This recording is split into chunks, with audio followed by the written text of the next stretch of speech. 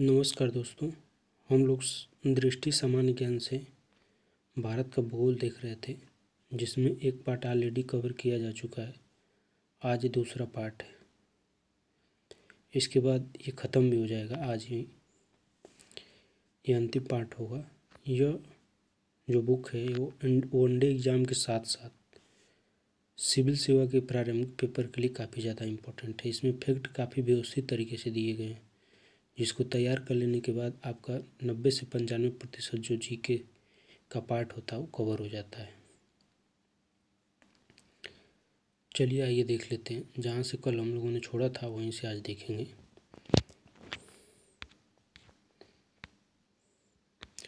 हाँ, और हमारे चैनल को सब्सक्राइब तथा लाइक करना ना भूलिएगा। अच्छा लगे तो दोस्तों के साथ शेयर भी करिए प्लीज़।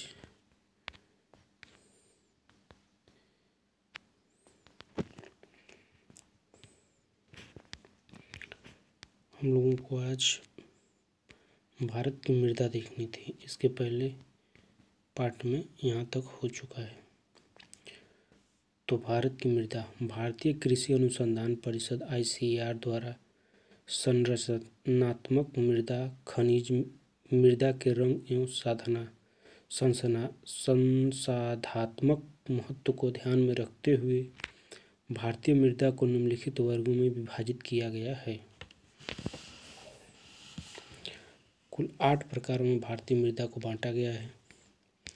कौन कौन है आइए देख लेते हैं।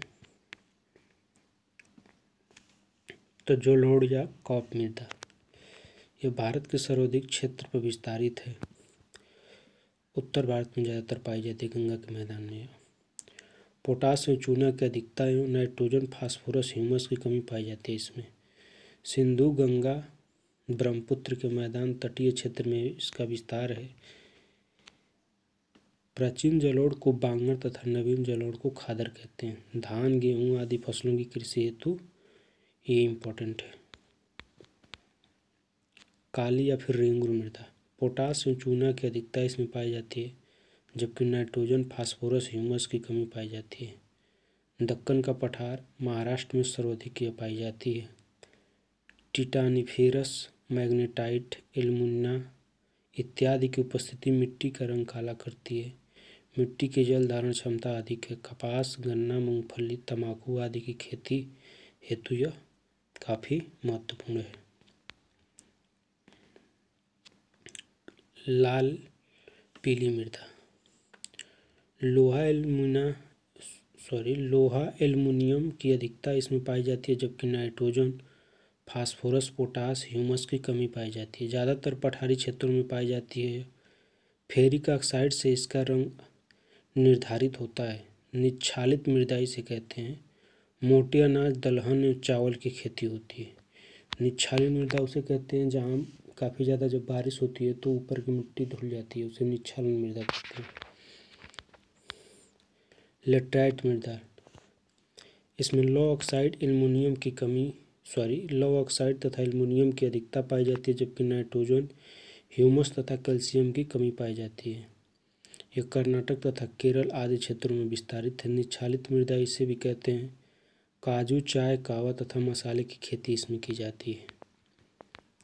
मरुस्थली या फिर शुष्क मृदा, लवणता की अधिकता इसमें पाई जाती है। कैल्शियम नाइट्रोजन व पोटास की कमी पाई जाती है इसमें। हिमालय पर्वतीय क्षेत्र प्रायद्वीपीय भारत पश्चिम राजस्थान आदि क्षेत्रों में विस्तारित है।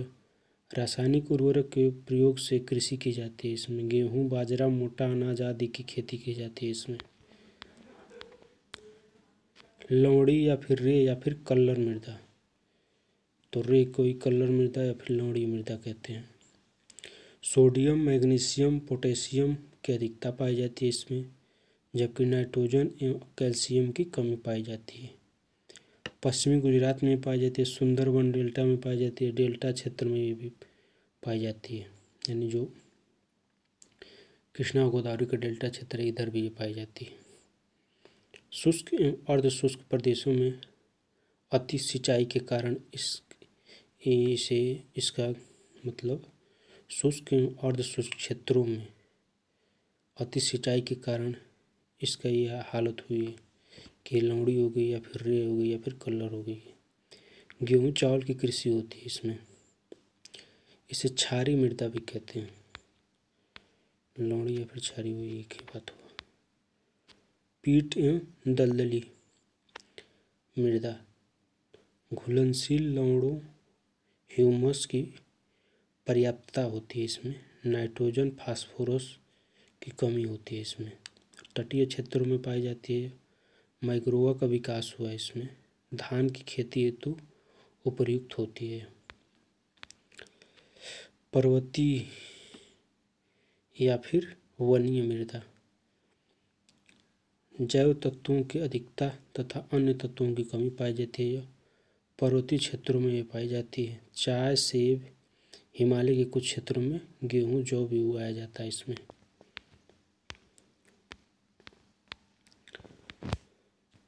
भारत की चंबल घाटी उत्खनन भूमि मृदा अपरदन से अत्यधिक प्रभावित है।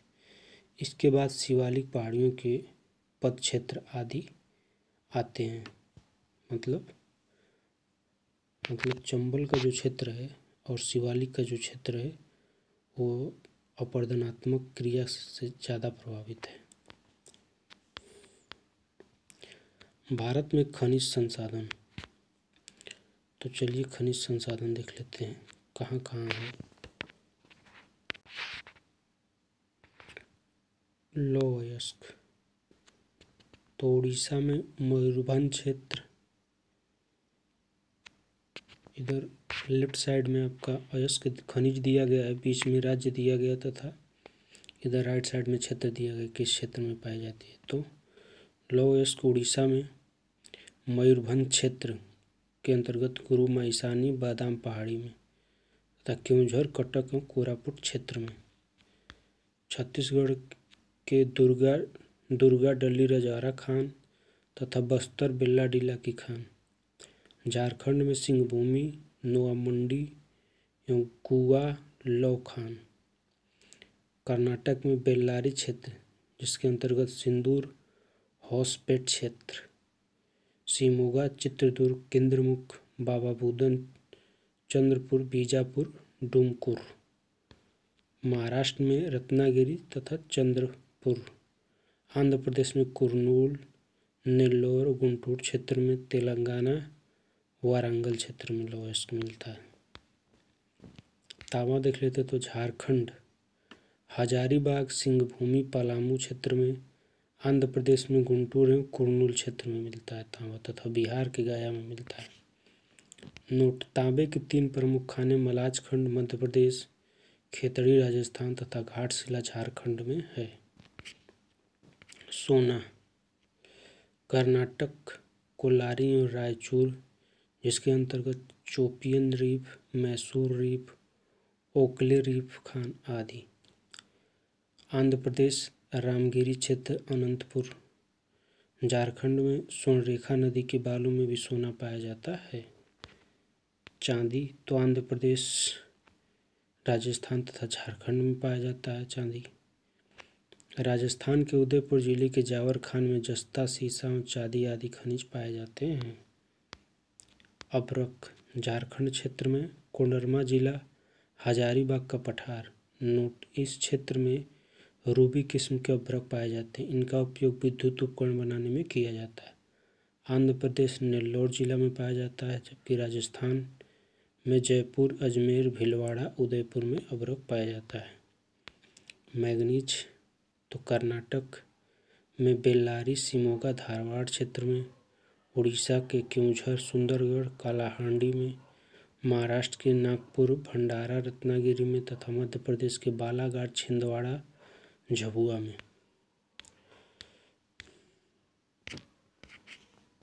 बॉक्साइट, उड़ीसा के कालाहांडी, कोरापुट तथा संभलपुर में। झारखंड के लोहरदंगा में। गुजरात के कच्छ, जामनगर तथा सांवरकंथा में। मध्य प्रदेश के कटनी, जबलपुर तथा बालाघाट। छत्तीसगढ़ के अमरकंटक की पहाड़ियों पर बॉक्साइट मिलता है। हीरा, मध्य प्रदेश का पन्ना क्षेत्र तथा आंध्र प्रदेश की अनंतपुर, कृष्णा नदी बेसिन जो कि आंध्र प्रदेश को भारत का कोहिनूर भी कहा जाता है। यहाँ से लौह अयस्क दक्षिण भारत में सर्वाधिक लौह अयस्क उत्पादक क्षेत्र भारत में है। दक्षिण एशिया में सर्वाधिक लौह अयस्क उत्पादक क्षेत्र भारत में है। विश्व में लौह अयस्क उत्पादन में भारत तीसरे स्थान पर है। ये तो करंट से देखा जाएगा। लौह अयस्क मुख्यतः 4 प्रकार के होते हैं। कौन कौन? तो मैग्नेटाइट, इसमें लौह धातु का अंश 72% तक होता है। यह काले रंग का सबसे उत्कृष्ट लोहा अयस्क है। हेमेटाइट, इसमें धातु का अंश 60 से 70% तक होता है। लाल रंग का यह अयस्क दूसरा सबसे उत्कृष्ट लौह अयस्क है। भारत में अधिकांशतः लौह अयस्क इसी प्रकार के हैं। लिमोनाइट, इसमें धातु का अंश 35 से 50% तक होता है। यह पीले रंग का होता है। तथा सिंडेराइट, इसमें धातु का अंश 30 से 40% तक होता है। इसका रंग भूरा होता है। यह निम्न कोटि का लौह अयस्क है। इसको MHLS करके याद किया जा सकता है।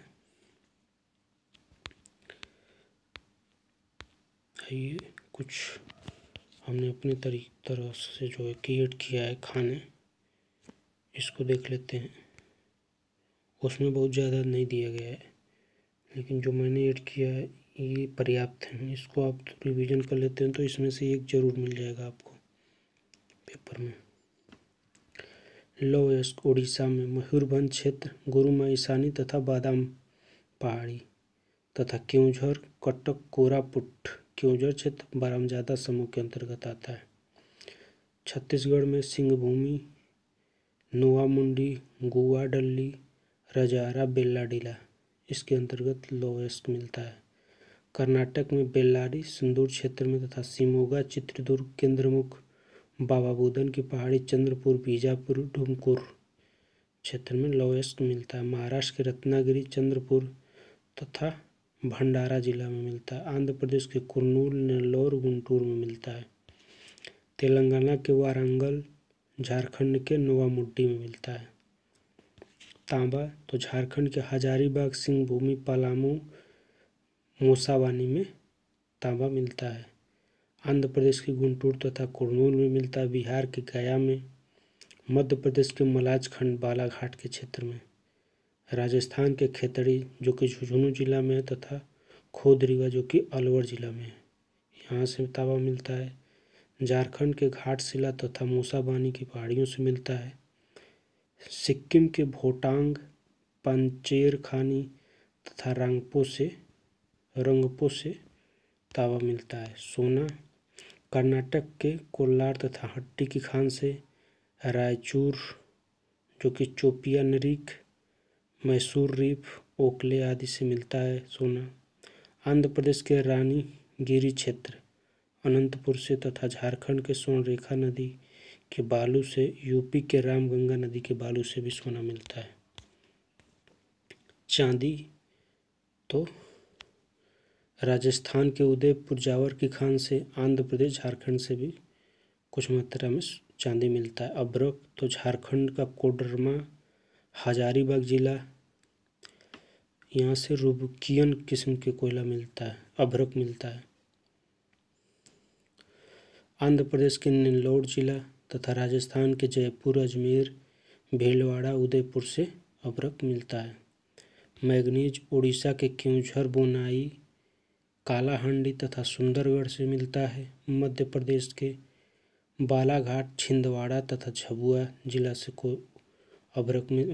मैग्नीज मिलता है तथा महाराष्ट्र के भंडारा, रत्नागिरी, नागपुर से मिलता है। कर्नाटक के बेल्लारी, शिमोगा, धारवाड़ से मिलता है। आंध्र प्रदेश के श्रीकाकुलम से मिलता है मैग्नीज।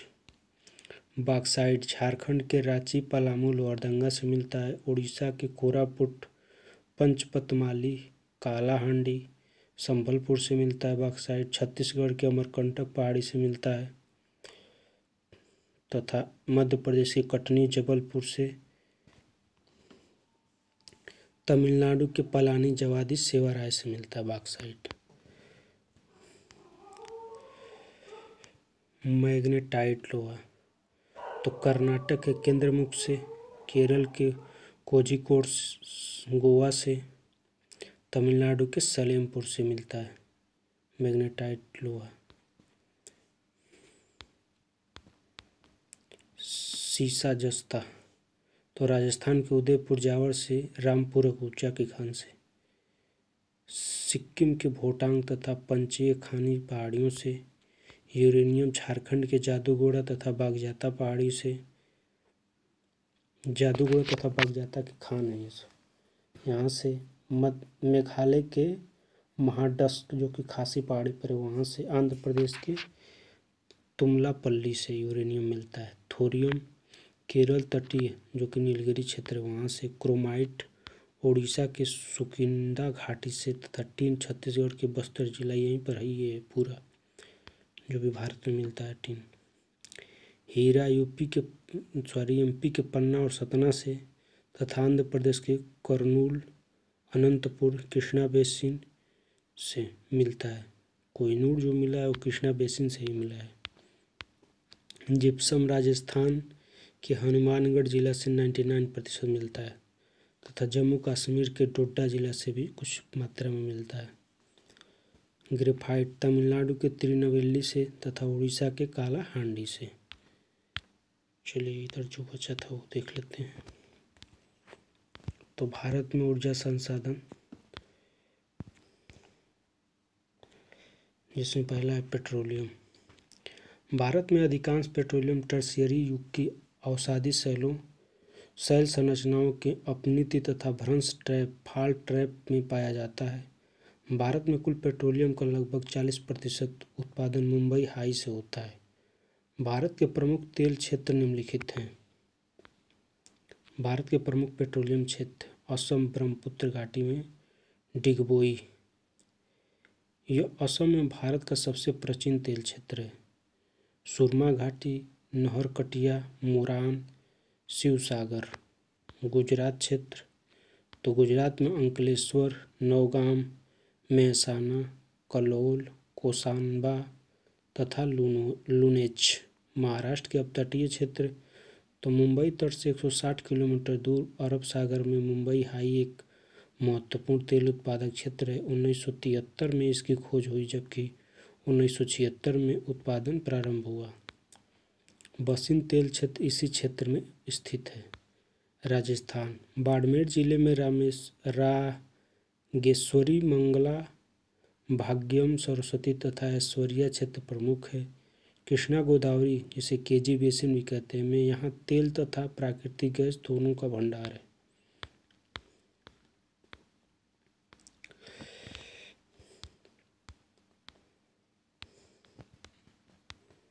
कोयला तो पहले पेट्रोलियम देखें ऊर्जा में, अब कोयला देख लेते हैं। भारत में 98% कोयला का भंडार गोंडवाना क्षेत्र में है जबकि शेष 2% टर्शियरी युगीन चट्टानों में मिलते हैं। कार्बन की मात्रा के आधार पर कोयला 4 प्रकार के होते हैं। तो कौन कौन? पीट 50% से कम इसमें कार्बन की मात्रा पाई जाती है। इसकी विशेषता यह है कि सबसे निम्न कोटि का कोयला है। लिग्नाइट 50 से 75% तक इसमें कार्बन का मात्रा पाई जाती है। इसका रंग भूरा होता है। बिटुमिनस 75 से 90% इसमें कार्बन की मात्रा पाई जाती है। भारत में इसका खनन एवं उपयोग सर्वाधिक होता है। इससे कोक बनता है। यह लौह अयस्क को गलाने में काम आता है। एंथ्रेसाइट 90% से अधिक इसमें कार्बन की मात्रा पाई जाती है। यह सबसे कठोर और सबसे उत्तम किस्म का कोयला होता है। इसको PLBA से याद कर सकते हैं। 1774 में पश्चिम बंगाल के रानीगंज में पहला कोयला खान खोला गया। भारत में सबसे महत्वपूर्ण गोंडवाना कोयला क्षेत्र दामोदर नदी घाटी में स्थित है। इसके अलावा गोदावरी, महानदी, सोन तथा वर्धा नदी घाटियों में भी कोयला पाया जाता है। भारत में कोयला उत्पादन के निम्न क्षेत्र हैं।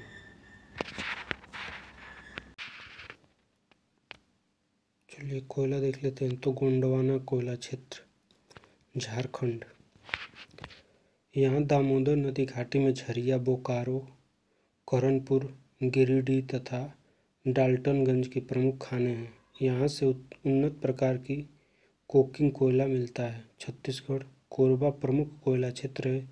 अन्य क्षेत्र में हंसदेव, रामपुर, सोनहट है।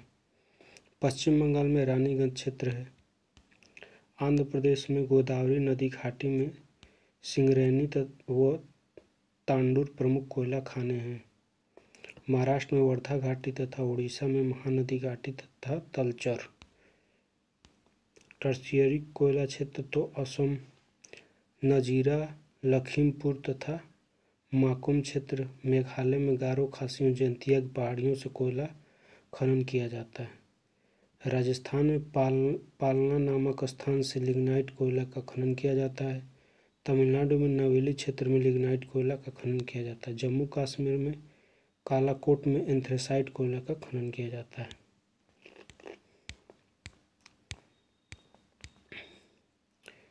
ये तो संचित भंडारण उत्पादन है, तो ये तो मान लीजिए कि जब बजट आता है उसी समय नहीं, जो मिनरल की रिपोर्ट आती है उस समय ये देखा जाता है। तो ये तो करंट की चीज़ हो गई। नोट में कुछ दिया गया है, देख लेते हैं।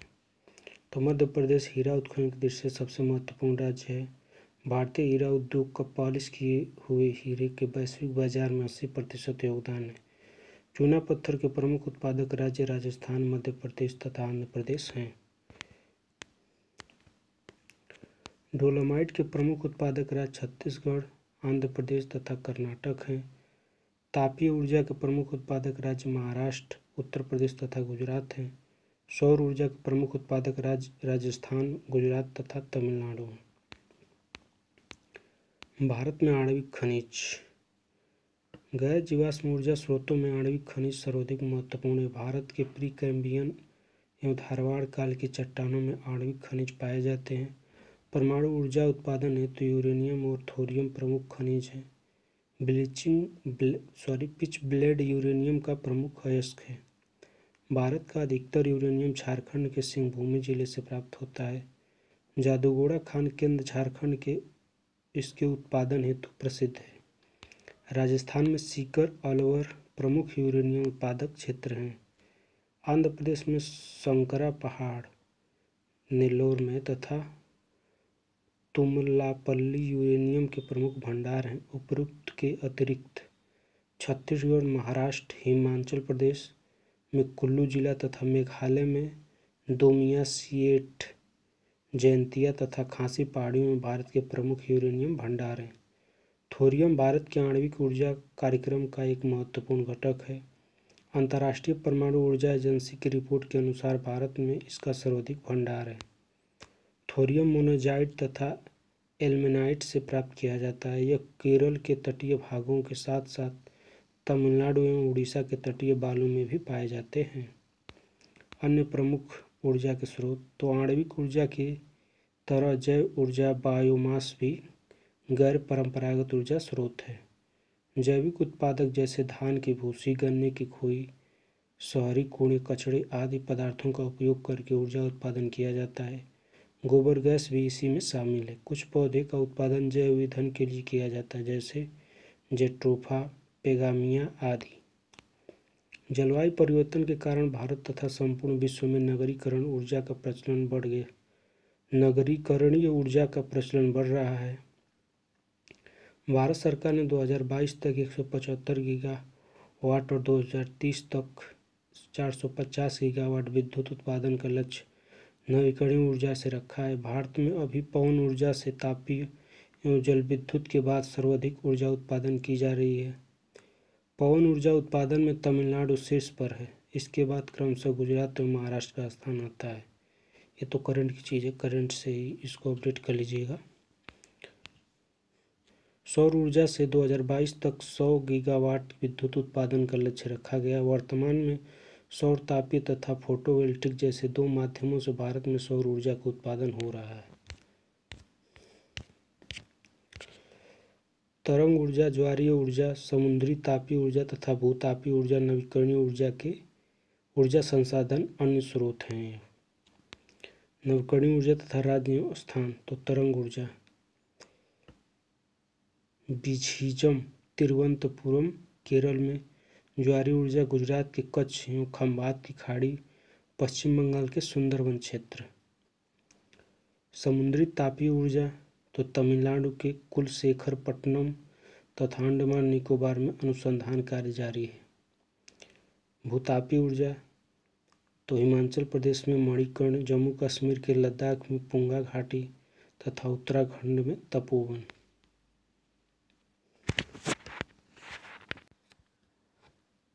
भारत के उद्योग तो लौह इस्पात उद्योग। लौह इस्पात उद्योग एक आधारभूत उद्योग है। 1907 में जमशेदजी टाटा द्वारा संकची जमशेदपुर में Tata iron and steel company TISCO की स्थापना की गई। स्टील अथॉरिटी ऑफ इंडिया यानी सेल की स्थापना 1973 में की गई। दुर्गापुर, भिलाई, राउरकेला, बोकारो, बर्नपुर, सलेम, विश्वेश्वरैया जैसे आयरन स्टील प्लांटों के प्रबंधन की जिम्मेदारी steel authority of India limited यानी सेल की है। यह एक महारत्ना कंपनी है। कोयले क्षेत्र में स्थित लौह इस्पात केंद्र कौन कौन है? तो बर्नपुर, कुल्टी, दुर्गापुर तथा बोकारो है। कुल्टी और दुर्गापुर वेस्ट बंगाल में है, जबकि बोकारो छत्तीसगढ़ में है। लौह अयस्क क्षेत्र में स्थित इस्पात केंद्र कौन कौन है? तो राउरकेला, भद्रावती, सलेम तथा विजयनगर। कोयला एवं लौह क्षेत्र के मध्य में स्थित केंद्र कौन है? तो जमशेदपुर है। तटीय क्षेत्रों में स्थित लौह इस्पात केंद्र कौन है? तो विशाखापत्तनम है। भारत में लौह इस्पात उद्योग के वितरण लेफ्ट साइड में कंपनी तथा संस्थान दिया गया है, राइट साइड में लौह अयस्क प्राप्ति क्षेत्र दिए गए हैं। तो टिस्को जो कि जमशेदपुर में है, झारखंड में। उड़ीसा के गुरु महिसानी एवं बादाम पहाड़ी, मयूरभंज, झारखंड के नोवामुड्डी की खान से लौह अयस्क की प्राप्ति होती है। इसे भिलाई लौह एवं इस्पात संयंत्र छत्तीसगढ़ जो कि रूस के सहयोग से स्थापित है। डली रजारा की खान से इसे क्या होता है? लौह अयस्क प्राप्त होता है। भारतीय लौह इस्पात संयंत्र बर्नपुर, पश्चिम बंगाल। सिंहभूमि जिला झारखंड से इसे लौह अयस्क की प्राप्ति होती है। विश्वेश्वरैया लौह इस्पात संयंत्र भद्रावती, कर्नाटक। बाबा बुदन की पहाड़ी, केमानगुड़ी, कर्नाटक से इसे लौह अयस्क की प्राप्ति होती है। दुर्गापुर, पश्चिम बंगाल, ब्रिटेन के सहयोग से जिसे स्थापित किया गया है। नोवामुड्डी से इसकी लौह अयस्क की प्राप्ति होती है तथा राउरकेला, उड़ीसा, जो कि जर्मनी के सहयोग से स्थापित किया गया है, इसको क्यूझर की खानों से लौह अयस्क की प्राप्ति होती है। बोकारो, झारखंड, जो कि रूस के सहयोग से स्थापित किया गया है। उड़ीसा का राउरकेला क्षेत्र जो कि क्यूझर है, वहाँ से इसको लौह अयस्क की प्राप्ति होती है। विशाखापत्तनम, आंध्र प्रदेश, बेल्लाडिला, छत्तीसगढ़ की खान से इसे लौह अयस्क की प्राप्ति होती है। सलेम इस्पात संयंत्र जो कि तमिलनाडु में है, इसको बाबा बुदन पहाड़ियों से लौह अयस्क की प्राप्ति होती है। जबकि पारादीप इस्पात संयंत्र जो कि उड़ीसा में है, इसे क्यूझर के खानों से लौह अयस्क की प्राप्ति होती है। नोट: विश्वेश्वरैया लौह इस्पात लिमिटेड, जिसे BISL कहते हैं, सार्वजनिक क्षेत्र का पहला कारखाना 1923 में स्थापित किया गया था। सूती वस्त्र उद्योग, यह भारत का परंपरागत उद्योग है। यह कृषि के बाद रोजगार कराने वाला दूसरा सबसे बड़ा क्षेत्र है। रोजगार प्रदान करने वाला दूसरा सबसे बड़ा क्षेत्र है। भारत में सूती वस्त्र उद्योग के विकास के निम्न प्रमुख कारण हैं। भारत में कपास का उत्पादन बड़ी मात्रा में होता है। देश में इस उद्योग के लिए आवश्यक कुशल श्रमिक प्रचुर मात्रा में उपलब्ध हैं। भारत में आधुनिक ढंग से सूती वस्त्र उद्योग के प्रथम कारखाने की स्थापना सन 1818 में फोर्ट ग्लास्टर, कोलकाता में हुई, पर यह असफल रहा। पहला सफल आधुनिक कारखाना 1854 में मुंबई में कवास जी डाबर द्वारा खोला गया। तमिलनाडु में देश की सार्वजनिक सूती कपड़ा मिलें हैं। कोयम्बटूर को दक्षिण भारत का मैनचेस्टर कहा जाता है, जबकि अहमदाबाद को भारत का मैनचेस्टर कहा जाता है। सूती वस्त्र उत्पादन में गुजरात, महाराष्ट्र और तेलंगाना अग्रणी राज्य हैं। कानपुर उत्तर प्रदेश में सूती वस्त्र उद्योग का बड़ा केंद्र है, जिसे उत्तर भारत का मैनचेस्टर कहा जाता है। कागज उद्योग।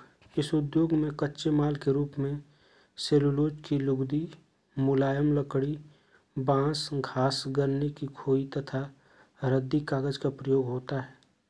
भारत को कागज निर्माण में सबसे अधिक बांस का प्रयोग होता है। 1832 में पहले आधुनिक पेपर मिल की स्थापना पश्चिम बंगाल के श्रीरामपुर में हुई थी, परंतु यहाँ लगाई गई मशीन सिर्फ मुलायम लकड़ी का उपयोग करती थी, जो भारत में बहुत कम पाई जाती थी। अतः यह मिल बाहर से आयातित मुलायम लकड़ियों से पेपर का उत्पादन करती थी। बाद के कुछ वर्षों में तकनीकी विकास ने कठोर लकड़ी जैसे बांस के उपयोग को संभव बनाया। चूँकि भारत में बांस की प्रचुर उपलब्धता थी, इसलिए आयात पर निर्भरता बहुत हद तक कम हो गई। 1914 तक पेपर बनाने में बांस का उपयोग प्रचलित हुआ और पेपर उद्योग के विकास में अत्यधिक तेजी आई। मध्य प्रदेश में नेपानगर अखबारी कागज के उत्पादन हेतु प्रसिद्ध है। होशंगाबाद में नोटों यानी मुद्रा के लिए कागज तैयार किया जाता है। महाराष्ट्र के बेल्लापुर में देश की सबसे बड़ी कागज मिल है।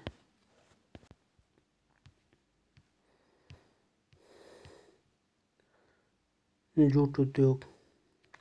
भारत में गोल्डन फाइबर यानी जूट उद्योग का प्रथम कारखाना 1855 ईस्वी में हुगली नदी के किनारे रिसरा नामक स्थान पर लगाया गया था। भारत विश्व में जूट का सबसे बड़ा उत्पादक है। भारत में कुल जूट का सर्वाधिक उत्पादन पश्चिम बंगाल द्वारा किया जाता है। इसके अलावा उड़ीसा, असम, बिहार, मेघालय, त्रिपुरा तथा आंध्र प्रदेश भी जूट का उत्पादन करते हैं।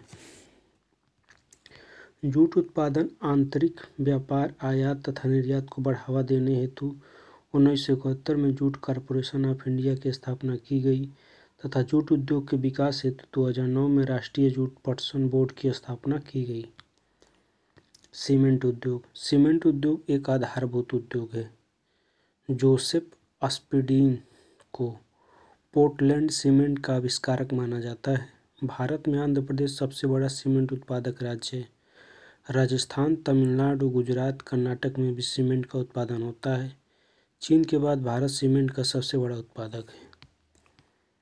चीनी उद्योग।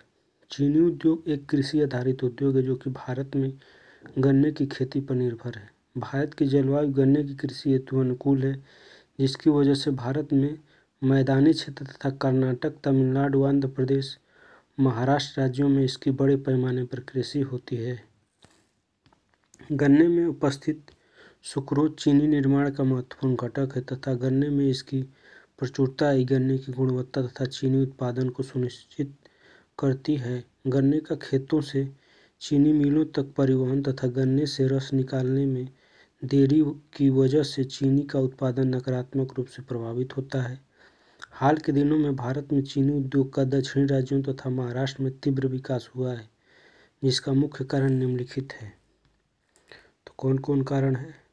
अनुकूल जलवायु के कारण गन्ने के रस में सुक्रोज की अधिक मात्रा, गन्ने की पेराई के लिए अपेक्षाकृत लंबी समय अवधि, सहकारी समितियों की बेहतर कार्यप्रणाली। चलिए कुछ इंपॉर्टेंट देख लेते हैं। तो चीनी के उत्पादन में ब्राज़ील विश्व में प्रथम स्थान रखता है, जबकि भारत दूसरे स्थान पर है। ये सब तो मान लीजिए करंट की चीज़ें, करंट से अपडेट कर लीजिएगा इसे। देश में गन्ने का सबसे बड़ा उत्पादक राज्य उत्तर प्रदेश, किंतु चीनी का सबसे बड़ा उत्पादक राज्य महाराष्ट्र है। ये लगभग कभी महाराष्ट्र हो जाता है, कभी उत्तर प्रदेश हो जाता है। तो इसको करंट से देख लीजिएगा जब भी पेपर देने जाइएगा। चीनी का उत्पादन मुख्यतः गन्ने से होता है, किंतु वर्तमान में चुकंदर एवं शकरकंद से भी चीनी का उत्पादन हो रहा है। एल्युमिनियम उद्योग। इस उद्योग के स्थानीकरण में बॉक्साइट एवं विद्युत की उपलब्धता होना अत्यंत आवश्यक है। अतः इस उद्योग की स्थापना वैसे स्थानों पर हुई है जहां सस्ती विद्युत ऊर्जा एवं कच्चे माल उपलब्ध हों। भारत में एल्युमिनियम का पहला कारखाना 1937 ईस्वी में जेके नगर पश्चिम बंगाल में लगाया गया। एल्युमिनियम कंपनी कौन कौन सी हैं? तो बाल्को कोरबा छत्तीसगढ़ में है यह। नाल्को दामनजोड़ी अंगुल उड़ीसा में है। हिंडाल्को रेणुकूट उत्तर प्रदेश, रायगढ़ उड़ीसा तथा मूरी रांची में है। इसकी जो भी कंपनियों की जो शाखाएं हैं। माल्को चेन्नई, मैटूर सलेम तमिलनाडु में तथा वेदांता है झारसुगुड़ा उड़ीसा में। रासायनिक उर्वरक उद्योग। रासायनिक उर्वरक में कच्चे माल के तौर पर नेफ्था, कोक, सल्फ्यूरिक अम्ल, अमोनिया सल्फेट, प्राकृतिक गैस, रॉक फास्फेट आदि का उपयोग होता है। भारत का पहला उर्वरक कारखाना 1906 ईस्वी में रानीपेट तमिलनाडु में लगाया गया। 1951 में सिंदरी झारखंड में सार्वजनिक क्षेत्र का पहला उर्वरक कारखाना स्थापित किया गया। भारत विश्व का दूसरा सबसे बड़ा उर्वरक उपभोक्ता है। उर्वरक उत्पादन में गुजरात, तमिलनाडु एवं उत्तर प्रदेश अग्रणी हैं। जलयान निर्माण उद्योग। देश में जलयान निर्माण का प्रथम कारखाना 1941 में विशाखापत्तनम में स्थापित किया गया था। भारत सरकार द्वारा 1952 ईस्वी में अधिग्रहण करके इसका नाम हिंदुस्तान शिपयार्ड लिमिटेड किया गया। सार्वजनिक क्षेत्र की अन्य इकाइयों जो कि जलयानों का निर्माण करती हैं, पहली है garden rich ship builders and engineers limited Kolkata जो कि पश्चिम बंगाल में है। दूसरी है गोवा शिपयार्ड लिमिटेड गोवा। तीसरी है Mazagon dock ship builders limited Mumbai Maharashtra. वायु निर्माण उद्योग। भारत में वायु निर्माण का प्रथम कारखाना 1940 ईस्वी में बेंगलुरु में हिंदुस्तान एयरक्राफ्ट लिमिटेड कंपनी के नाम से स्थापित किया गया था। अब इसे हिंदुस्तान एरोनॉटिक्स लिमिटेड के नाम से जाना जाता है। आज बेंगलुरु के साथ साथ कोरापुट, कोरबा, नासिक, बैरकपुर, लखनऊ, हैदराबाद तथा कानपुर में इसकी इकाइयाँ वायुयानों के निर्माण कार्य में संलग्न हैं। मोटर गाड़ी उद्योग। भारत में मोटर गाड़ी उद्योग की शुरुआत 1928 में मुंबई में जनरल मोटर कंपनी की स्थापना से मानी जाती है। इस उद्योग से संबंधित प्रमुख इकाइयाँ Hindustan motor Kolkata, premier automobiles limited Mumbai, Ashok Leyland Chennai, Tata engineering and locomotive company limited Mumbai, Mahindra and Mahindra limited Mumbai, Maruti Udyog limited नई दिल्ली। कांच उद्योग। इसके कारखाने मुख्य रूप से उत्तर प्रदेश, फिरोजाबाद, सिकोहाबाद तथा नैनी, पश्चिम बंगाल, महाराष्ट्र, गुजरात एवं तमिलनाडु में है। भारत में कांच निर्माण कुटीर एवं कारखाना दोनों उद्योगों के रूप में किया जाता है। दवा निर्माण उद्योग। दवा निर्माण के प्रमुख केंद्र हैं मुंबई, दिल्ली, कानपुर, हरिद्वार, अहमदाबाद, पुणे, बेंगलुरु, विशाखापत्तनम, हैदराबाद आदि जगहों पर स्थापित है। अभियांत्रिकी उद्योग। तो प्रमुख स्थान हटिया, दुर्गापुर, विशाखापत्तनम, नैनी, बेंगलुरु, अजमेर, जादवपुर आदि। भारी इंजीनियरिंग निगम लिमिटेड रांची की स्थापना 1958 ईस्वी में की गई थी। बिजली के सामान भोपाल में मिलते, हरिद्वार में, रामचंद्रपुर, हैदराबाद में, तिरुचिरापल्ली एवं कोलकाता में। टेलीफोन उद्योग बेंगलुरु एवं रूपनारायणपुर। ऊनी वस्त्र उद्योग। भारत में ऊनी वस्त्र की पहली मिल 1876 ईस्वी में कानपुर में स्थापित की गई, परंतु इस उद्योग का वास्तविक विकास 1950 ईस्वी के बाद ही हुआ। पंजाब में लुधियाना, जालंधर, धारीवाल, अमृतसर महत्वपूर्ण केंद्र हैं। ऊनी वस्त्र उत्पादन में राजस्थान, कर्नाटक और जम्मू कश्मीर अग्रणीय राज्य हैं।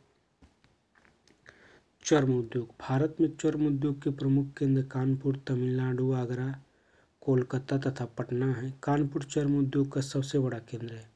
यह जूते बनाने के लिए प्रसिद्ध है। भारत में चर्म उद्योग के विकास तथा उसके निर्यात को बढ़ावा देने के लिए भारतीय चर्म निर्यात परिषद की स्थापना की गई है। भारत में परिवहन। रेल परिवहन। भारत में रेलवे का प्रारंभ 1853 ईस्वी में गवर्नर जनरल लॉर्ड डलहौजी के काल में हुआ। मुंबई से ठाणे के बीच लगभग 34 किलोमीटर पहली रेलगाड़ी का संचालन हुआ। 1901 में रेलवे बोर्ड का गठन किया गया, परंतु बोर्ड को औपचारिक रूप से शक्ति 1905 में लॉर्ड कर्जन के कार्यकाल के दौरान प्रदान की गई। भारत रेल के प्रशासन तथा प्रबंधन की जिम्मेदारी रेलवे बोर्ड पर है। फरवरी 2019 से नई दिल्ली और वाराणसी के बीच संचालित वंदे भारत एक्सप्रेस ट्रेन 18 देश की सबसे तेज रफ्तार वाली ट्रेन, अधिकतम गति 180 किलोमीटर प्रति घंटा है।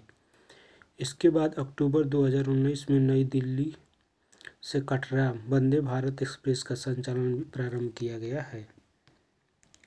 एकवर्थ कमेटी की सिफारिश पर 1924 में शुरू हुआ पृथक रेल बजट 2017 में समाप्त कर दिया गया। देश में सबसे लंबी दूरी तय करने वाली रेलगाड़ी विवेक एक्सप्रेस है, जो कि असम के डिब्रूगढ़ से तमिलनाडु के कन्याकुमारी तक 4273 किलोमीटर का सफर तय करती है। वर्तमान में भारत में सबसे पुरानी मेट्रो रेलवे सेवा दमदम से टॉलीगंज कोलकाता मेट्रो है, जिसकी शुरुआत 1984 में हुई। 2002 में दिल्ली मेट्रो रेलवे सेवा की शुरुआत हुई। दिल्ली मेट्रो को संयुक्त राष्ट्र द्वारा ग्रीन हाउस गैस उत्सर्जन कम करने के लिए कार्बन क्रेडिट प्रदान करने वाली विश्व में पहली मेट्रो रेल और रेलवे आधारित प्रणाली के रूप में प्रमाणित किया गया है। विश्व की पहली मेट्रो रेलवे 1863 में लंदन में चलाई गई, जबकि चीन की शंघाई मेट्रो विश्व की सबसे लंबी मेट्रो नेटवर्क सेवा है। सवारी डिब्बा का निर्माण पेरम्बूर, चेन्नई के निकट कोलकाता तथा बेंगलुरु में किया जाता है। रेल इंजन बनाने का नया कारखाना मधेपुरा इलेक्ट्रिकल इंजन एवं मडोरा डीजल इंजन बिहार में स्थापित किया गया है। रेल पहिया बनाने का कारखाना छपरा बिहार एवं rail coach factory Raebareli Uttar Pradesh में स्थापित किया गया है। भारतीय रेलवे की उत्पादन इकाइयों की सूची। तो उत्पादन इकाइयों का नाम दिया गया, बीच में कहाँ स्थित है ये दिया गया। तो चितरंजन रेलवे इंजन कारखाना चितरंजन में है। डीजल रेलवे इंजन कारखाना वाराणसी में है। इंटीग्रेटेड कोच फैक्ट्री चेन्नई में है। रेल कोच फैक्ट्री कपूरथला में है। रेल पहिया फैक्ट्री बेंगलुरु में है। डीजल इंजन आधुनिकीकरण कारखाना पटियाला में है। 2014 में बेंगलुरु रेलवे स्टेशन भारत का वाईफाई युक्त प्रथम रेलवे स्टेशन बना। रेलवे स्टाफ कॉलेज बड़ोदरा में स्थित है। मानामदुरई से रामेश्वरम तक तमिलनाडु में जो पड़ता है का 114 किलोमीटर लंबी रेल ट्रैक भारत का प्रथम हरित गलियारा घोषित किया गया है। सिक्किम भारत का एकमात्र राज्य है जहां अभी तक रेलवे लाइन नहीं है। Sevoke Paschim Bengal Rangpo Sikkim rail line project प्रस्तावित है।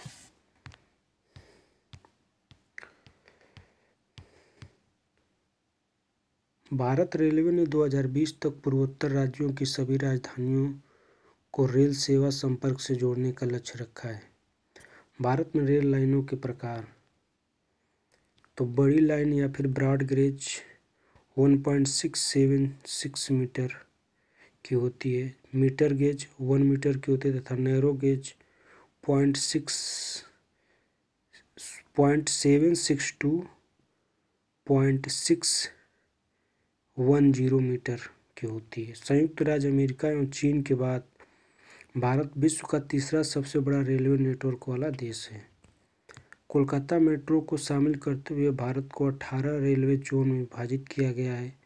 देश में रेल मार्गों की सर्वाधिक लंबाई उत्तर प्रदेश जोन में है।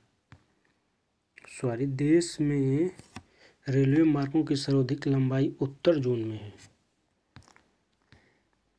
रेलवे जोन मुख्यालय। तो दक्षिणी रेलवे जोन का मुख्यालय चेन्नई में। मध्य रेलवे जोन का मुख्यालय मुंबई, इसे CST भी कहते हैं। पश्चिमी रेलवे जोन का मुख्यालय मुंबई चर्चगेट में है। उत्तरी रेलवे जोन का मुख्यालय नई दिल्ली में है। उत्तर पूर्वी रेल जोन का मुख्यालय गोरखपुर में है। दक्षिण पूर्वी रेल जोन का मुख्यालय कोलकाता के गार्डन रिच में है तथा पूर्वी रेल जोन का मुख्यालय कोलकाता में है। उत्तर पूर्वी सीमांत रेलवे जोन का मुख्यालय मालीगांव गुवाहाटी में है। दक्षिणी मध्य रेलवे जोन का मुख्यालय सिकंदरा में है। पूर्वी मध्य रेलवे जोन का मुख्यालय हाजीपुर में है। उत्तर पश्चिमी रेलवे जोन का मुख्यालय जयपुर में है। पूर्वी तट रेलवे जोन का मुख्यालय भुवनेश्वर में है। उत्तर मध्य रेलवे जोन का मुख्यालय इलाहाबाद वर्तमान में प्रयागराज में है। दक्षिण पूर्वी मध्य रेलवे जोन का मुख्यालय बिलासपुर में है। दक्षिण पश्चिमी रेलवे जोन का मुख्यालय हुबली में है। पश्चिमी मध्य रेलवे जोन का मुख्यालय जबलपुर में है। कोलकाता मेट्रो कोलकाता में है। दक्षिण तटीय रेलवे जोन का मुख्यालय विशाखापत्तनम में प्रस्तावित है। भारत में पर्वतीय रेल प्रणालियाँ: दार्जिलिंग हिमालय रेल 1881 में, कलकत्ता शिमला रेल 1903 में, माथेरन हिल रेल 1907 में, नीलगिरी पर्वतीय रेल 1908 में, कांगड़ा घाटी रेल 1929 में। नोट: दार्जिलिंग, नीलगिरी और कालका शिमला पर्वतीय रेलवे के साथ साथ छत्रपति शिवाजी टर्मिनल CST मुंबई को यूनेस्को की विश्व धरोहर सूची में शामिल किया गया है। सड़क परिवहन: देश के आर्थिक विकास के लिए सड़क परिवहन एक महत्वपूर्ण अधोसंरचना है। वर्तमान में 65% माल ढुलाई तथा 80% यात्री भार का परिवहन सड़कों द्वारा होता है। सड़क और राजमार्ग मंत्रालय के अधीन ही राष्ट्रीय राजमार्ग का निर्माण और प्रबंधन होता है। भारत सड़क परिवहन में एक्सप्रेसवे, राष्ट्रीय राजमार्ग, राज्य मार्ग, मुख्य जिला सड़क तथा अन्य सड़कें सर्वाधिक विस्तार शामिल है। राष्ट्रीय राजमार्ग: राष्ट्रीय राजमार्ग के विकास और रखरखाव की जिम्मेदारी केंद्र सरकार की है। राष्ट्रीय राजमार्ग कुल सड़कों का लगभग 1.9% ही है, परंतु कुल यातायात का 40% भार इन्हीं राजमार्गों पर होता है। केंद्रीय परिवहन मंत्रालय राष्ट्रीय राजमार्ग का विकास और प्रबंधन 3 एजेंसियों के माध्यम से कराता है। कौन कौन है? भारतीय राष्ट्रीय राजमार्ग प्राधिकरण, राज्य लोक निर्माण विभाग, सीमा सड़क संगठन। तो सीमा सड़क संगठन, जिसे BRO कहते हैं, रक्षा मंत्रालय के अंतर्गत सीमावर्ती क्षेत्रों में सड़कों तथा पुलों के निर्माण हेतु महत्वपूर्ण संगठन है, जिसकी स्थापना 1960 में हुई थी। देश में आर्थिक विकास को बढ़ावा देने के लिए सरकार ने व्यापक राष्ट्रीय राजमार्ग विकास परियोजना नेशनल हाईवेज डेवलपमेंट प्रोजेक्ट के शुरू की है। यह परियोजना देश की सबसे बड़ी राजमार्ग परियोजना है। इसका कार्यान्वयन भारतीय राष्ट्रीय राजमार्ग प्राधिकरण द्वारा किया जा रहा है। राष्ट्रीय राजमार्ग विकास परियोजना के अंतर्गत राष्ट्रीय राजमार्गों का विकास शामिल है। भारत में राष्ट्रीय राजमार्ग की सर्वाधिक लंबाई उत्तर प्रदेश में है। इसके बाद क्रमशः राजस्थान, मध्य प्रदेश, महाराष्ट्र एवं कर्नाटक का स्थान आता है। तो एक करंट से अपडेट कर लीजिएगा जब भी जाइएगा पेपर देने। तो उत्तर पूर्वी राज्यों में राष्ट्रीय राजमार्ग की लंबाई असम में सर्वाधिक है। इसके बाद क्रमशः अरुणाचल प्रदेश, मणिपुर, मिजोरम, मेघालय तथा नागालैंड, त्रिपुरा और सिक्किम में है। विश्व में सड़क की कुल लंबाई के मामले में अमेरिका शीर्ष पर है, जबकि भारत और चीन क्रमशः दूसरे और तीसरे स्थान पर है। श्रीनगर से कन्याकुमारी को जोड़ने वाली उत्तर दक्षिणी गलियारा, जो कि राष्ट्रीय राजमार्ग 44 है, जिसकी कुल लंबाई 3745 किलोमीटर है, भारत का सबसे बड़ा राष्ट्रीय राजमार्ग है। ये जो 3 पॉइंट है,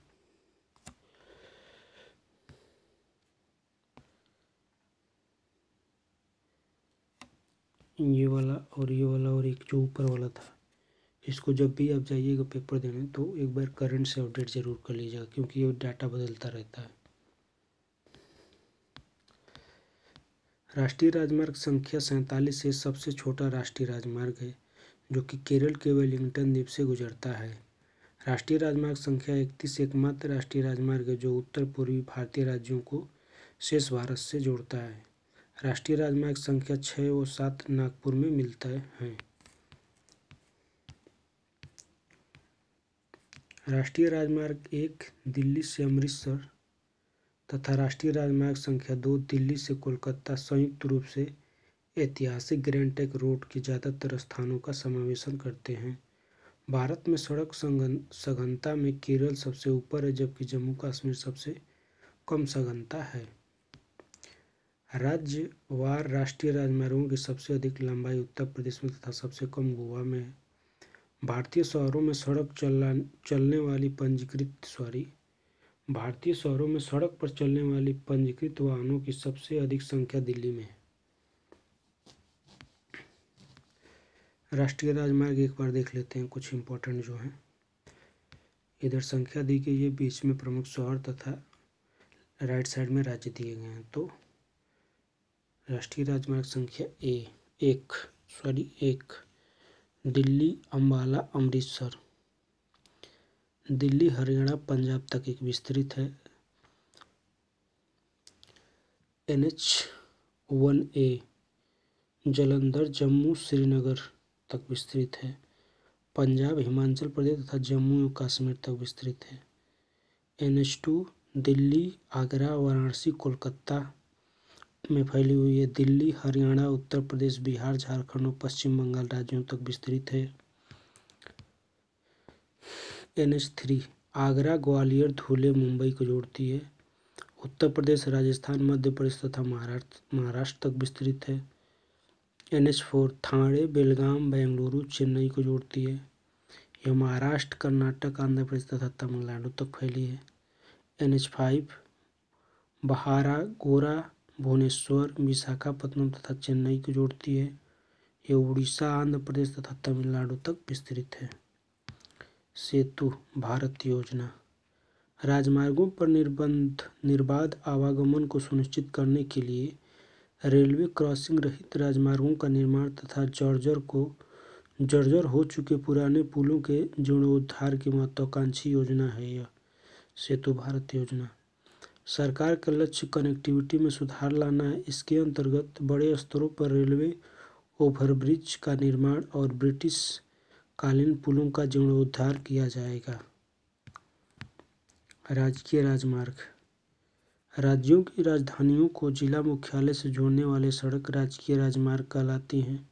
राजकीय राजमार्ग एवं ग्रामीण सड़कों के विकास और देखभाल की जिम्मेदारी राज्यों एवं केंद्र शासित प्रदेशों के विभिन्न एजेंसियों द्वारा निभाई जाती है। जिला सड़कें जिले के अन्य क्षेत्रों को जिला मुख्यालय से जोड़ती हैं। इन सड़कों के निर्माण और देखरेख की जिम्मेदारी जिला परिषद और PWD की है। अन्य सड़कें ये सड़कें ग्रामीण क्षेत्रों को एक दूसरे तथा कस्बे से जोड़ती हैं। प्रधानमंत्री ग्राम सड़क योजना के तहत इन सड़कों के विकास पर विशेष बल दिया गया है, जिससे कि ग्रामीण क्षेत्रों का शहरों एवं कस्बों से संपर्क वर्ष भर बना रहे। जल परिवहन किसी भी देश के सामाजिक एवं आर्थिक विकास के लिए जल परिवहन महत्वपूर्ण अवसंरचना होती है। भारत का लगभग 95% व्यापार मात्रात्मक रूप में तथा 68% मूल्य के रूप में समुद्री परिवहन से संचालित होता है।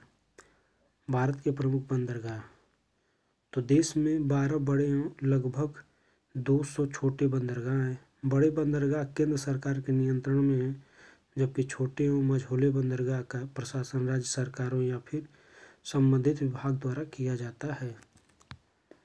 चलिए लेफ्ट साइड में बंदरगाह दिए गए हैं तथा राइट साइड में उससे संबंधित जो विशेषताएं दी गई हैं।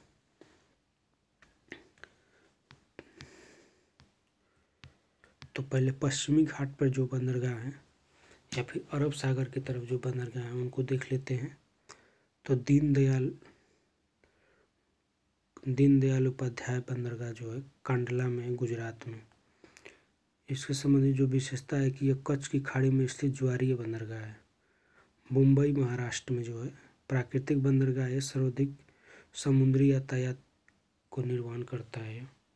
नाहवा सोवा जो कि गुजरात जवाहरलाल नेहरू भी इसे कहते हैं जिसको, ये महाराष्ट्र में भारत का सबसे बड़ा कृत्रिम तथा आधुनिक बंदरगाह है।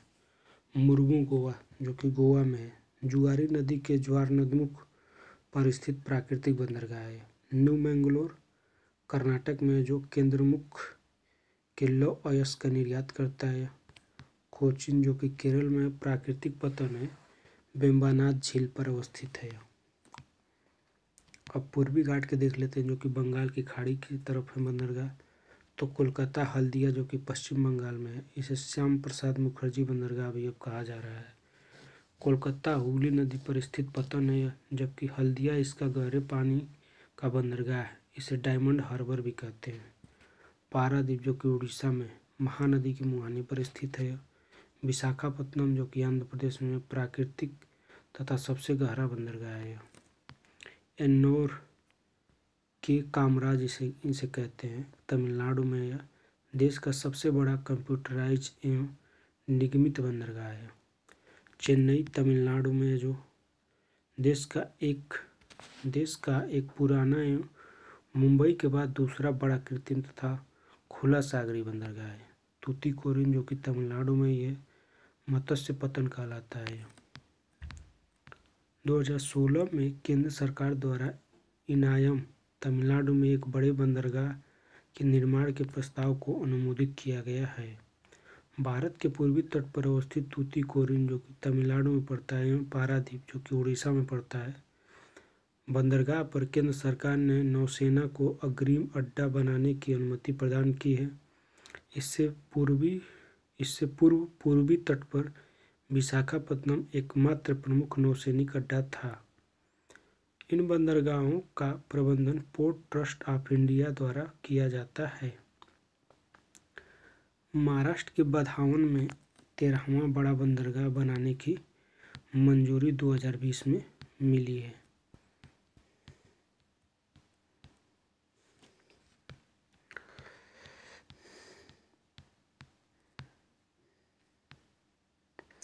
भारत का सबसे बड़ा जहाज तोड़ने का यार्ड अलंग गुजरात में अवस्थित है।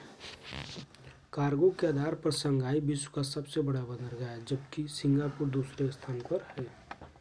सागरमाला परियोजना को मार्च 2015 में कैबिनेट ने स्वीकृति प्रदान की। इसका उद्देश्य बंदरगाहों का विकास तथा उससे सड़क एवं रेल परिवहन से जोड़ना है।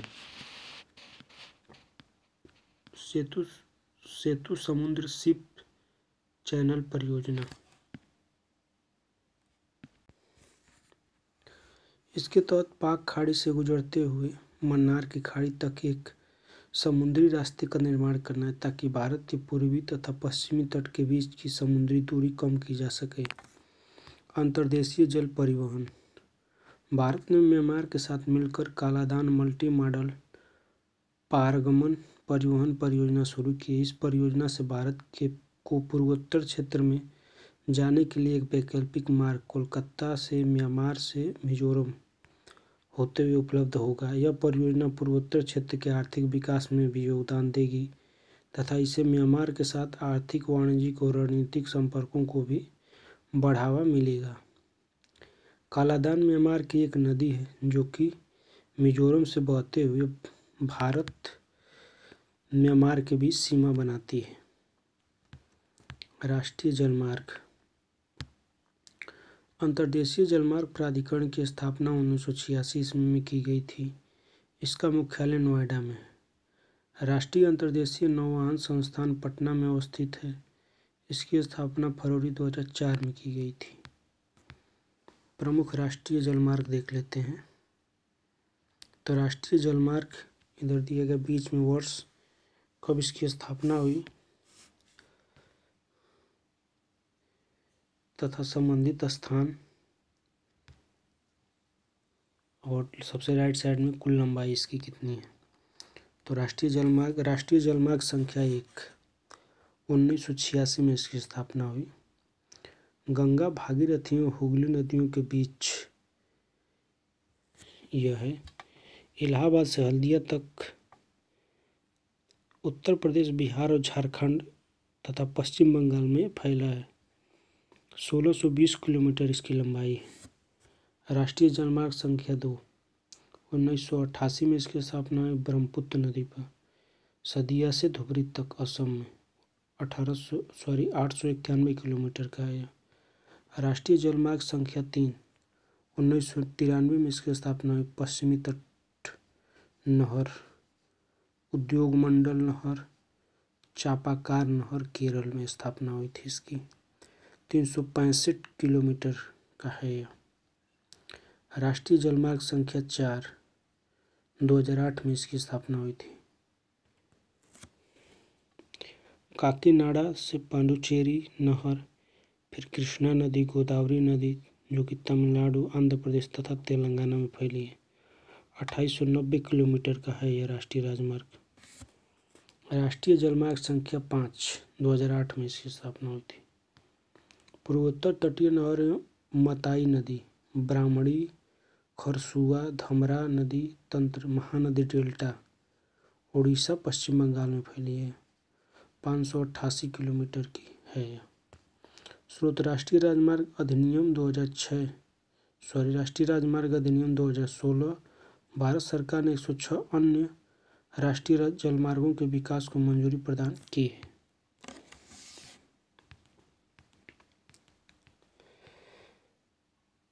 गोदावरी कृष्णा लिंक परियोजना। कृष्णा और गोदावरी नदियों को नहर के जरिए जोड़ने वाली इस परियोजना का नाम पट्टिसीमा है। यह सबसे कम समय में 1 वर्ष के अंदर पूर्ण होने वाली भारत की पहली नदी एकीकरण परियोजना है। भारत की प्रमुख सिंचाई और जल विद्युत परियोजना देख लेते हैं, काफ़ी इम्पोर्टेंट है। लेफ्ट साइड में परियोजना है, बीच में नदी है तथा राइट साइड में अवस्थित है। तो भाखड़ा नांगल परियोजना जो है सतलज नदी पर है, हिमाचल प्रदेश में यह अवस्थित है। इंदिरा गांधी या फिर राजस्थान नहर परियोजना, यह सतलज तथा ब्यास नदी के संगम पर है जो कि राजस्थान, पंजाब, हरियाणा से संबंधित है। यह पोंग बांध ब्यास नदी पर है, हिमाचल प्रदेश में। दामोदर घाटी परियोजना दामोदर नदी पर झारखंड और पश्चिम बंगाल में। हीराकुंड परियोजना महानदी पर है, उड़ीसा में। तुंगभद्रा परियोजना तुंगभद्रा पर कर्नाटक में। नागपुर सागर कृष्णा नदी पर है, तेलंगाना में। उकाई परियोजना ताप्ती पर है गुजरात में। फरक्का परियोजना गंगा नदी पर है, पश्चिम बंगाल में। सरदार सरोवर परियोजना नर्मदा पर है, गुजरात में। तुलबुल परियोजना झेलम पर है, जम्मू कश्मीर में। नाथपा झाकरी परियोजना सतलज पर है, हिमाचल प्रदेश में। सलाल परियोजना चिनाब पर है, जम्मू कश्मीर में। कोयना परियोजना कोयना नदी पर है, महाराष्ट्र में। माता टीला परियोजना बेतवा पर है, उत्तर प्रदेश में। टिहरी बांध परियोजना भागीरथी पर है, उत्तराखंड में। कोसी परियोजना कोसी नदी पर है, बिहार में। मयूराक्षी परियोजना मयूराक्षी नदी जिसे मोर भी कहते हैं, पश्चिम बंगाल में है। रिहंद परियोजना रिहंद नदी पर है, उत्तर प्रदेश में। इडुक्की परियोजना पेरियार नदी पर है, केरल में। श्रीशैलम परियोजना कृष्णा नदी पर है, आंध्र प्रदेश तथा तेलंगाना में। निजाम सागर परियोजना मंजीरा नदी पर है, तेलंगाना में। मैत्तूर परियोजना कावेरी पर है, तमिलनाडु में। शिवसमुद्रम परियोजना कावेरी पर है, कर्नाटक में। महात्मा गांधी परियोजना शरावती नदी पर है, कर्नाटक में। दुलस्ती परियोजना चिनाब नदी पर है, जम्मू कश्मीर में। कोटेश्वर जल विद्युत परियोजना भागीरथी पर है, उत्तराखंड में। इंदिरा गांधी परियोजना नर्मदा नदी पर है, मध्य प्रदेश में। गांधी सागर परियोजना चंबल नदी पर है, मध्य प्रदेश में। ओंकारेश्वर परियोजना नर्मदा पर है, मध्य प्रदेश में। राणा प्रताप सागर परियोजना चंबल नदी पर है, राजस्थान में। जवाहर सागर परियोजना चंबल नदी पर है, राजस्थान में। निम्बू बाजगो जो कि सिंधु नदी पर है, जम्मू एवं कश्मीर में। बंगलिहार परियोजना चिनाब पर है, जम्मू एवं कश्मीर में। उरी परियोजना झेलम पर है, जम्मू कश्मीर में। अलमट्टी परियोजना कृष्णा नदी पर है, कर्नाटक में। सबरीगिरी परियोजना पंबा नदी पर है, केरल में। तिपाईमुख परियोजना बराक नदी पर है, मणिपुर में। पोलावरम परियोजना जिसे इंदिरा सागर बांध भी कहते हैं, गोदावरी नदी पर है, आंध्र प्रदेश में। मुल्ला पेरियार बांध पेरियार नदी पर है, केरल में। भारत में पहले जल विद्युत संयंत्र की स्थापना 1897 में दार्जिलिंग के निकट सिंद्रापोंग में हुई थी। दामोदर घाटी स्वतंत्र भारत की प्रथम बहुउद्देशीय परियोजना है। भाखड़ा नांगल एशिया का सबसे ऊंचा कंक्रीट गुरुत्वीय बांध है। इंदिरा गांधी जो कि राजस्थान नहर जिसे कहते हैं परियोजना भारत का सबसे बड़ा कमान क्षेत्र विकसित करता है। भारत में वायु परिवहन। वायु परिवहन यातायात का सबसे तीव्र एवं आधुनिक साधन है। भारत में वायु परिवहन की शुरुआत 1911 ईस्वी में हुई, जब इलाहाबाद वर्तमान प्रयागराज से नैनी तक वायुयान से डाक ले जाया गया। दिसंबर 1912 में ब्रिटेन स्थित इंपीरियल एयरवेज के सहयोग से भारतीय स्टेट एयरलाइंस ने लंदन, कराची, दिल्ली उड़ान सेवा शुरू की, जो कि भारत की पहली अंतर्राष्ट्रीय उड़ान सेवा थी। 1915 में टाटा सन्स लिमिटेड ने कराची और मद्रास के बीच नियमित एयरमेल सेवा की शुरुआत की। 1953 में निजी विमान कंपनियों का राष्ट्रीयकरण कर दिया गया तथा दो नई कंपनियां बनाई गईं। पहली इंडियन एयरलाइंस घरेलू सेवा हेतु तथा एयर इंडिया विदेशी सेवा हेतु। वर्तमान में इंडियन एयरलाइंस का एयर इंडिया में विलय कर दिया गया है। पवन हंस हेलीकॉप्टर लिमिटेड, तेल एवं प्राकृतिक गैस निगम ऑयल इंडिया लिमिटेड निजी संस्थाओं एवं राज्य सरकारों को हेलीकॉप्टर सेवा प्रदान करती है। कोरोना महामारी के कारण लॉकडाउन के बाद दुनिया भर में फंसे भारतीय नागरिकों की स्वदेशी वापसी के लिए विभिन्न चरणों में वंदे भारत नामक मिशन चलाया गया। भारतीय विमानन प्राधिकरण का गठन 1 अप्रैल 1995 ईस्वी को किया गया। प्राधिकरण देश में अंतर्राष्ट्रीय हवाई अड्डे, घरेलू हवाई अड्डे और नागरिक विमान टर्मिनलों का प्रबंधन करता है। देश के प्रमुख अंतर्राष्ट्रीय हवाई अड्डे देख लेते हैं। तो इंदिरा गांधी अंतर्राष्ट्रीय हवाई अड्डा नई दिल्ली में, छत्रपति शिवाजी अंतर्राष्ट्रीय हवाई अड्डा मुंबई में, नेताजी सुभाष चंद्र बोस अंतर्राष्ट्रीय हवाई अड्डा कोलकाता में है, अन्ना अंतर्राष्ट्रीय हवाई अड्डा चेन्नई में है।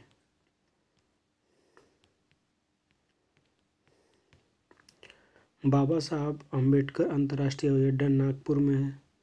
सरदार वल्लभ भाई पटेल अंतर्राष्ट्रीय हवाई अड्डा अहमदाबाद में है।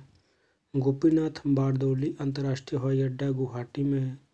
चौधरी चरण सिंह अंतर्राष्ट्रीय हवाई अड्डा लखनऊ में है। श्री गुरु रामदास जी अंतर्राष्ट्रीय हवाई अड्डा अमृतसर में है।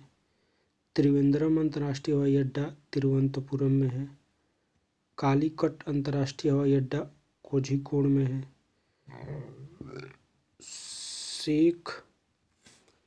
शेख अल आलम अंतर्राष्ट्रीय हवाई अड्डा श्रीनगर में है। राजीव गांधी अंतर्राष्ट्रीय हवाई अड्डा हैदराबाद में है। वीर सावरकर अंतर्राष्ट्रीय हवाई अड्डा पोर्ट ब्लेयर में है। दाम्बोलिम अंतर्राष्ट्रीय हवाई अड्डा गोवा में है। कैंपेगौड़ा अंतर्राष्ट्रीय हवाई अड्डा बेंगलुरु में है। देवी अहिल्याबाई होलकर अंतर्राष्ट्रीय हवाई अड्डा इंदौर मध्य प्रदेश में है। लाल बहादुर शास्त्री अंतर्राष्ट्रीय हवाई अड्डा वाराणसी में है।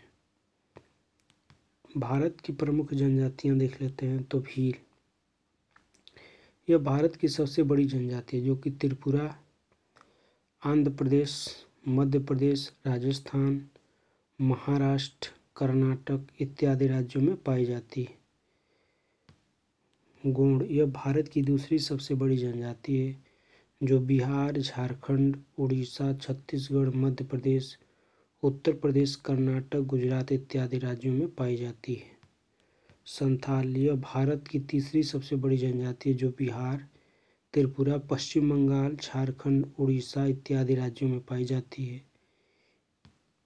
इरूला, दक्षिण भारत की नीलगिरी पहाड़ियों पर निवास करने वाली एक आदिम जनजाति है। टोंडा, नीलगिरी पर्वत टोंडा जनजातियों का निवास स्थान कहलाता है। इनमें बहुपति प्रथा प्रचलित है। थारू, उत्तराखंड व उत्तर प्रदेश के तराई क्षेत्रों में निवास करती है। यह स्वयं को किरात वंशज बताती है। इनमें संयुक्त परिवार प्रथा प्रचलित है।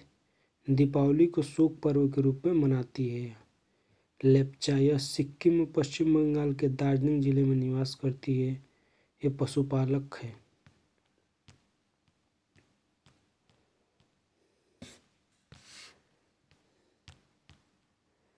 राज्यों के आधार पर जनजातियों का वितरण देख लेते हैं एक बार।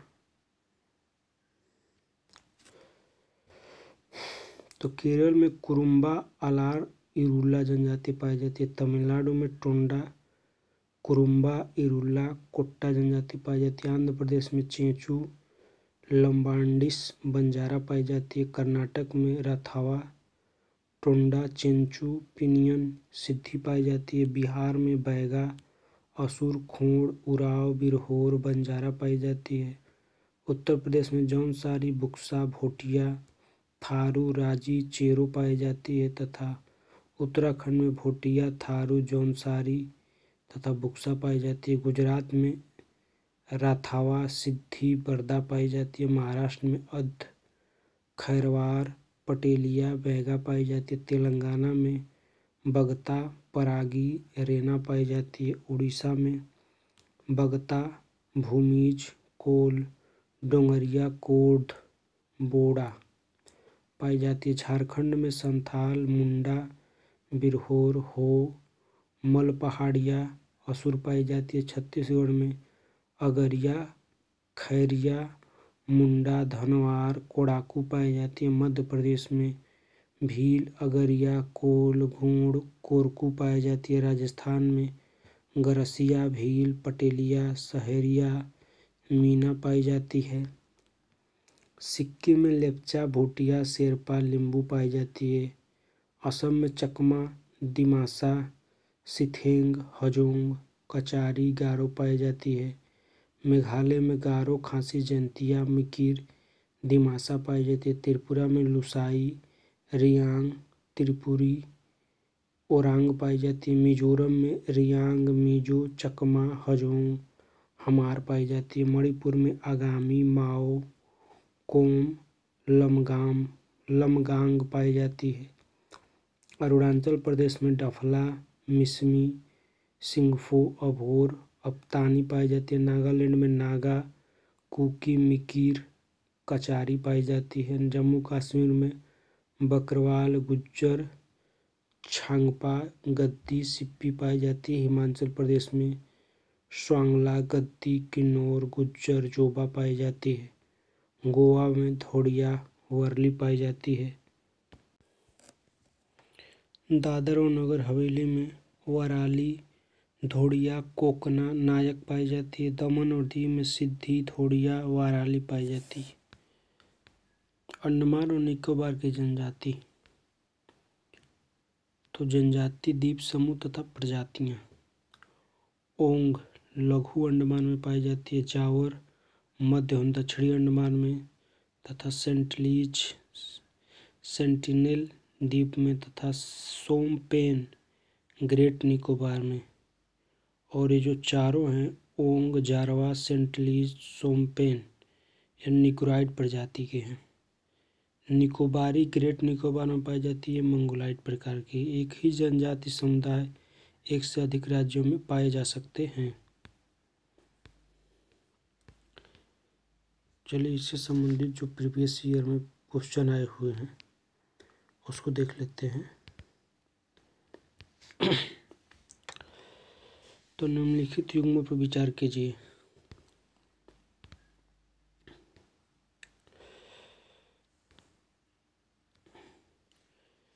हिमनद नदी उपरोक्त में से कौन सा सुमेलित है, इसको बताना है। तो देख लेते हैं। बंदरपुछ, यमुना, बारा, सिगरी, चेनाब, मिलाम, मंदाकिनी, सियाचिन, नुब्रा, जेमू, मानस।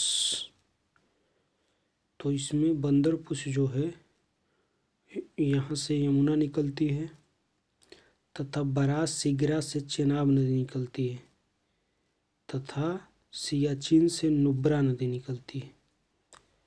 जबकि मिलाम में गलत दिया, जेमू भी गलत दिया हुआ है। तो आपका यहाँ पे हो जाएगा आंसर ऑप्शन ए सही। चलिए यहाँ पर भी निम्नलिखित विचार करना है। तो मेकांग नदी दिया गया है और में जाकर मिलती है, मतलब कहाँ जाकर गिरती है। तो मेकांग अंडमान सागर में दिया है, थेम्स आयरिश सागर में दिया, वोल्गा कैस्पियन सागर में तथा जेम्बेजी हिंद महासागर में दिया। उपरोक्त में से कौन सा सुमेलित है ये पूछ रहा है। तो कौन सा सुमेलित है, यहाँ पे जो वोल्गा है ये कैस्पियन सागर में गिरती है तथा जो जाम्बेजी है ये हिंद महासागर में जाकर गिरती है। यही दो सही हैं, यानी कौन सा ऑप्शन सही हो गया? आपका सी ऑप्शन सही हो जाएगा, और दोनों गलत हैं। वो अलकनंदा के साथ वह नदी कौन सी है जिसके संगम पर रुद्रप्रयाग स्थित है? तो रुद्रप्रयाग किसके संगम पर स्थित है? तो अलकनंदा तथा मंदाकिनी के।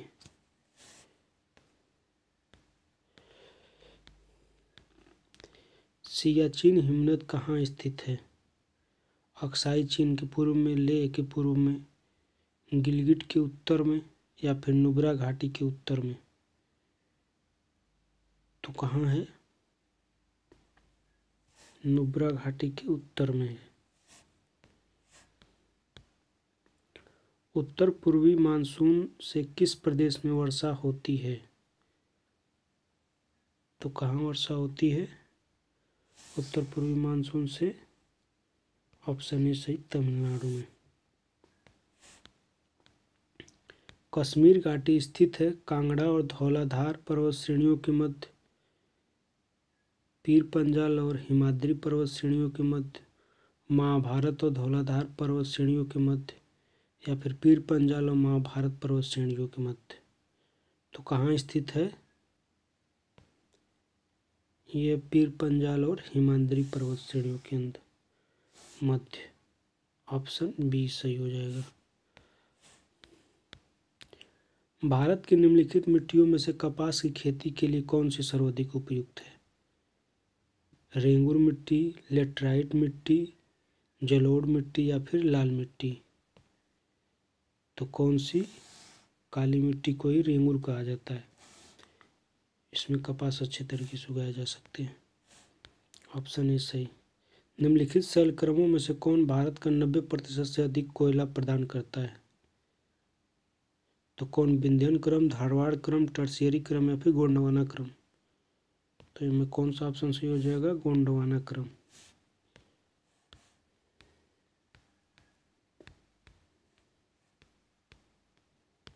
भारत के किस भाग में कालकोकोट तृतीय यानी टर्शियरी कोयला क्षेत्र है? असम और ब्रह्मपुत्र नदी बेसिन में, झारखंड और पश्चिमी बंगाल के दामोदर नदी बेसिन में, हिमालय पर्वत प्रदेश में, केरल की कार्डामम या फिर इलायची पहाड़ियों में? तो कौन सा सही हो जाएगा इसमें से? इसमें से ऑप्शन सी, हिमालय पर्वत प्रदेश में। कांडला पतन पोर्ट कहाँ स्थित है? कच्छ की खाड़ी में, कोटी क्रीक में, खंभात की खाड़ी में? तो कहाँ है ये? है आपका कच्छ की खाड़ी में। ऑप्शन ए सही हो जाएगा। मेरियाना खाई किस महासागर तल में स्थित है? दक्षिणी अटलांटिक महासागर, पश्चिमी प्रशांत महासागर, पूर्वी प्रशांत महासागर, या फिर उत्तरी अटलांटिक महासागर? तो कहाँ है ये? है आपका पश्चिमी प्रशांत महासागर में। ऑप्शन बी सही हो जाएगा। उत्तरी गोलार्ध में सबसे छोटा दिन कब होता है? 21 मार्च को, 23 सितंबर को, 22 नवंबर को, या फिर 22 दिसंबर को? तो यहाँ 22 दिसंबर को सबसे छोटा दिन होता है, जब सूर्य दक्षिणायन रहता है तब। ब्राज़ील के विशाल कावा बागानों को क्या कहा जाता है?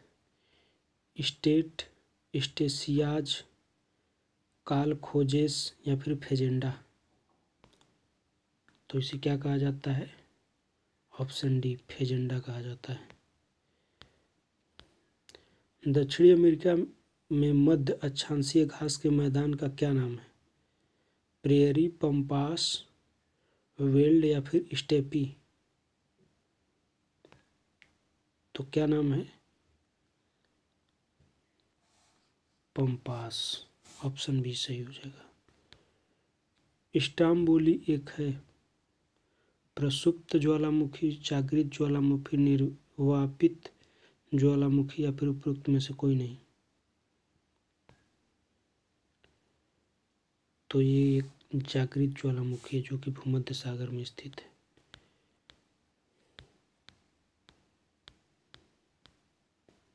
चलिए इसको लगाना है। साला झील, बड़खल झील झीलें हैं तथा अवस्थिति इसकी दी गई है। बड़खल झील कहाँ है, लोकटक झील कहाँ है, कालीवेली झील कहाँ है। तो लोकटक झील मान लीजिए कि आपको कुछ नहीं आ रहा है तो लोकटक झील तो मान लीजिए सबको भी पता होगा, लोकटक मणिपुर में है। तो सी का 3 तो 2 काटी दीजिए। अब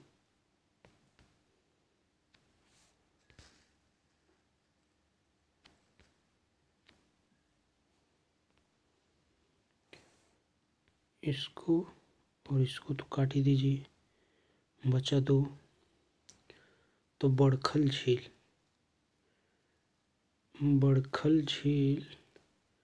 तथा कालीवेली झील।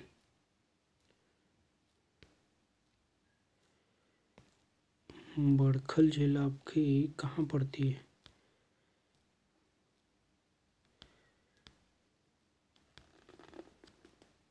बड़खल झील शायद हरियाणा में है। बड़खल झील हरियाणा में है शायद। बड़खल झील हरियाणा में ही है। कालीवेली झील, अच्छा रुकिए, बड़खल को छोड़ ही दीजिए। साला झील कहाँ है, तो साला झील ये तो निश्चित है कि अरुणाचल प्रदेश में ही, हाँ साला झील अरुणाचल प्रदेश में ही है। तो एक ही मिल रहा है, यहाँ तो 2 है, इसको ऐसे काट दीजिए, यानी 1 सही हो गया। कालीवेली झील कहाँ है, तो